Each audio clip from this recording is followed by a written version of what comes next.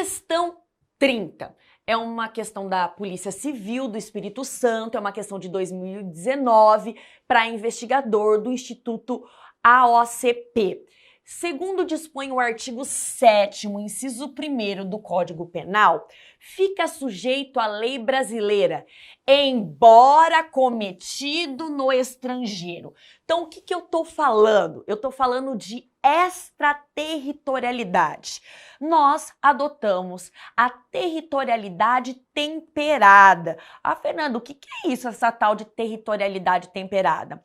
Aplica-se a lei brasileira aos crimes cometidos no território nacional. No entanto, excepcionalmente, pode ser aplicada a lei brasileira a crimes cometidos fora do nosso território nacional. Essas são as hipóteses de extraterritorialidade.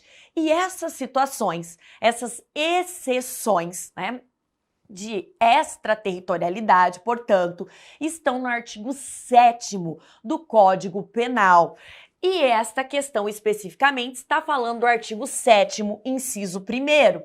E aí eu trago aqui para vocês esse artigo 7º, inciso 1º, que diz lá, olha, ficam sujeitos à lei brasileira, embora cometidos no estrangeiro. Que isso quer dizer? Fora do nosso território nacional. É uma exceção à territorialidade, né?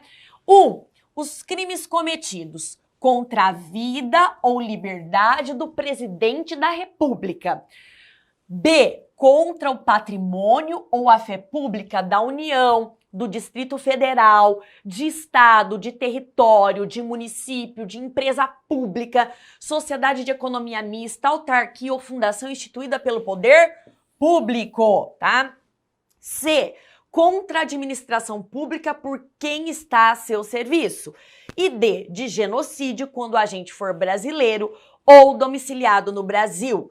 Essa é a primeira exceção do princípio da territorialidade, que nós chamamos de princípio da defesa real ou da proteção.